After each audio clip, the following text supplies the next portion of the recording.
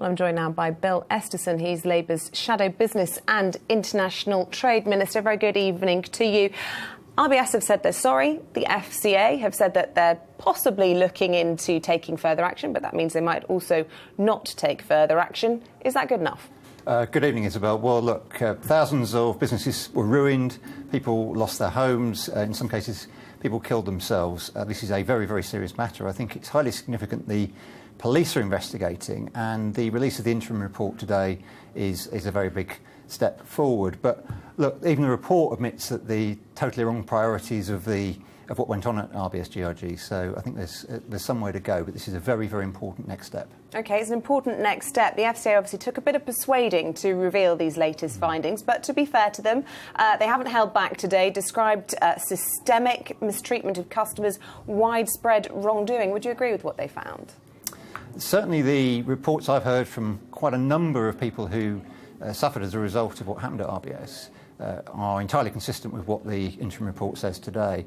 And I think this is an important step. But as the report's author says, we really need to see the full report. We need to see a judge-led inquiry, and these things need to happen. You know, given that the police are now investigating, I think it's really important that the information comes out in full. Would there need to be a judge-led inquiry, though, if the FCA had more teeth, had more powers to address wrongdoing like this?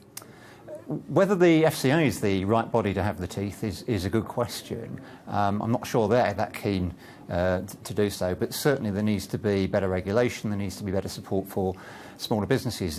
One of the reasons this is so important is that relationships between businesses and the banks are really, really bad at the moment. And unless the full truth comes out, unless it's established in full, it's very difficult to repair some of that damage. And we need to get lending going again. We need to support small businesses, and that's the role of the banks for the good of the economy. But nobody trusts banks anymore, do they? I mean, trust has been damaged right across the board.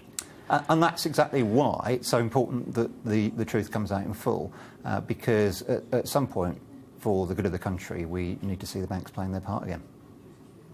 Nobody trusts banks. I wonder, does anybody trust Labour on Brexit? We saw the Prime Minister today really trying to press Jeremy Corbyn in the Commons on what Labour's positions actually are, because you're in an easy position to criticise what the government's trying to achieve. But actually, she said, what sort of deal do you want? Do you want to be in the single market? Do you want to be in the customs union? Do you want free movement? Do you even want a second referendum? Perhaps you could shed some light, because Jeremy Corbyn, very evasive this afternoon.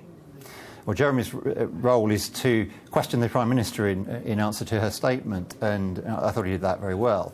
The point is that there are too many in the Conservative Party now who are pushing for a no-deal Brexit, which would be disastrous. We'd see 30 to 40% tariffs on dairy and meat, 10% on cars. We'd see the hard border in Northern Ireland, and living standards would really suffer. That's the Conservative Party. I'm specifically asking you where Labour stands on some of these key issues. As Keir Starmer's admitted today, the Labour Party is incredibly divided on a lot of the key issues.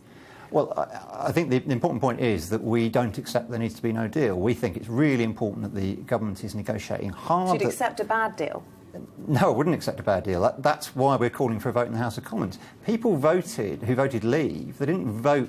They voted because they wanted to bring back control to the United Kingdom Parliament and not leave it in Brussels. But that meant they want parliamentary sovereignty to be re-established. We've seen the so-called Great Repeal Bill being delayed yet again this week, and we're none the wiser on when that's coming forward. Yes, but are we any the wiser on whether or not the Labour Party wants to be in the single market? Well, we believe that we need to be members of a single market and a customs union with the EU during a transition period, which Keir's said a number of times now will be as long as it's needed and as short as possible.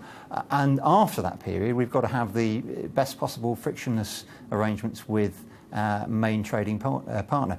44% of trade is of the UK is with the EU. It's vital we do everything in our power to retain that. It's got to be that we have a deal negotiated with the EU that looks after jobs and the economy first, and that's what we're arguing for. Bill Esterson, really good to talk to you. Thanks very much indeed. Thank you.